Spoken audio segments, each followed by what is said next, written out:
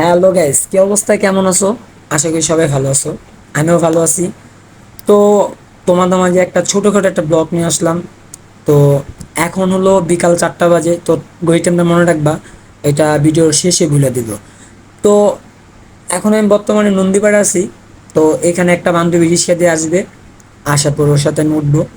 ওঠার পরে পরে অনেক পরিমাণে চেষ্টা করবো চেতানোর জন্য। তোমরা খালি দেখবা কিভাবে চেতাই, দেখো চেতে নাকি। ঠিক আছে? তো বুঝতেই তো পারতেছো, আজকে ব্লগটা খুব সুন্দর হইতেছে। আর দেখবা ও ডাইরেক্ট রিস্কা নিয়ে আসবে। তো আমি চাইতেছি এখানে স্কিপ করে, মানে এখানে স্টপ করে ভিডিওটা রিস্কা থেকে আবার চালু করব। তো যেই বলা সেই কাজ, বুঝতেই তো পারতেছো। রিস্কা নিয়ে আসবে, তারপর উঠবো আর ব্লগটা বানানো শুরু করব। ঠিক আছে? কিরে ভাই, তোর এত সুন্দর লাগতেছে কে? তুই এত সুন্দর কে? কি মাখছিস? আমি অনেক আগে থেকে তাই না দোস্ত? কি মাখছিস চেহারা? ময়দা? ময়দা তো মাইয়ারা মারবো এটা তো জন্মগত। জানো। আসলে আমার অনেক সুন্দর লাগতেছে না, হ্যাঁ। তারপরে আমার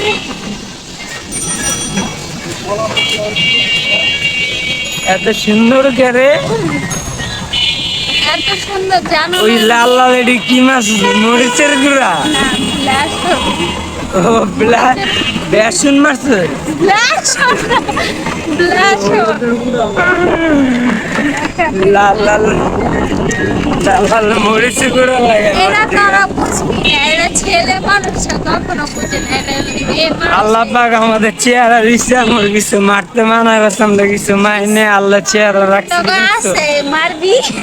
নূরের চেহারা রাখছে দেখছো? আমার চেহারা কত সুন্দর। আর তুমি তোকে তো মেকআপ আমার করতে। চেহারা অনেক সুন্দর বুঝছো। আচ্ছা, তোমার চেহারা সুন্দর আমি মানলাম, মেয়েদের সবসময় একটু গুন্ডা বেশি দিচ্ছে, কিন্তু এটা বাপটা আঙ্গ প্রকাশ বেশি। করা উচিত, মেয়েদের গুণটা বেশি প্রকাশ করতে চাও না। ঠিক আছে, প্রকাশ করতে চাই, কিন্তু তোমরা এই আদা ময়দা এত কিছু যে মারো, এটার মানেটা কি আমার এটা বুঝছো? এটার মানে বুঝবা। কেমনি বুঝবো কও? পায়ের যখন মায়েরা তখন বুঝবা। না দেখ, আল্লাহ পাক যে চেয়ার রাখছে যথেষ্ট পরিমাণে রাখছে। আচ্ছা আমরা কই যাইতেছি, এরা কইয়া দাও সবাই রে। এটা আমি ফার্স্টে একটা ভিডিও করছি, ওটার ভিতরে কমো এটার থেকে, তারপরে এটা তাহলে বাই, সবাই বাই মাঝখানে একটা ভিডিও করবো, তোমার হাইক করলো আগে, ঠিক আছে? দেখতে পাবো। বাই। সো সরি তোমাদের মাঝে। ঠিক আছে, একটা কথা বলতে চাই যে ও যে বললো না যে আমরা কোথায় গেতেছি বইলা দাও। আসলে আমরা যেখানে গেতেছি এটা বলা যাবে না, কারণ আমরা একটা কাজে গেতেছি। তো ওটা সম্পূর্ণ ভিডিও করতে পারবো না, কাজের ভিতরে থাকবো। তো এই জন্য আর কি বলছি যে আমরা কোথায় গেতেছি এটা বলতে পারবো না। আর তোমরা অন্য কিছু ভাইবো না। ঠিক আছে? কারণ হলো পুরো ভিডিও করতে পারবো না, তাহলে আমার কেন আমি জায়গার নামটা বলবো? আমরা যে জায়গায় যেতেছি ওইখানে ভিডিও করা সম্ভব না, ওইখানে কাজই করবো নাকি ভিডিও করব। আর কি বলবো, মানে জামের ভিতরে থেকে এই কথাগুলো বলতেছি বৈশা বৈশা। কারণ হলো অনেক পরিমাণে জাম, অনেকক্ষণ হয়েছে বৈশা রয়েছি। তো ভাবতেছি কি করব, বৈশা রয়েছে একটা ভিডিও নেই। তো এই জন্য আর কি ভিডিও নেওয়া, আর ভিডিও নিতেছি। আর জামের ভিতরে বৈশা, মানে কি বলবো, অনেক পরিমাণে খারাপ লাগতেছে। ঠিক আছে, তারপরও ভিডিওটা বানাইতেছি, কারণ ইউটিউবার আর ভিডিও বানাইতে পারবো না, এই জন্যই ভিডিওটা বানাইতেছি এরকমভাবে করে। আর শোনো, আরেকটা কথা বলতেছি কি জানো, মানে এই জামের ভিতর থেকে রিস্কা থেকে নামার পরে একজনের সাথে দেখা হয়েছে।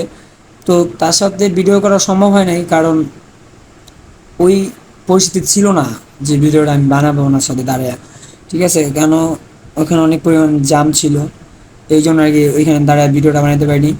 তো ওনার সাথে বেশি কথা বলি নাই, শুধু বলছি যে ভাই টিকটক ভিডিও আমিও দেখি। ঠিক আছে? কারণ আমিও মাঝে মাঝে টিকটক বানাই, এই জন্যই বলছি ওনাকে। তো ওনার সাথে একটা ছবি তুললাম। তো ছবিটা ক্যামেরা কীরকম হয়েছে আমি জানি না।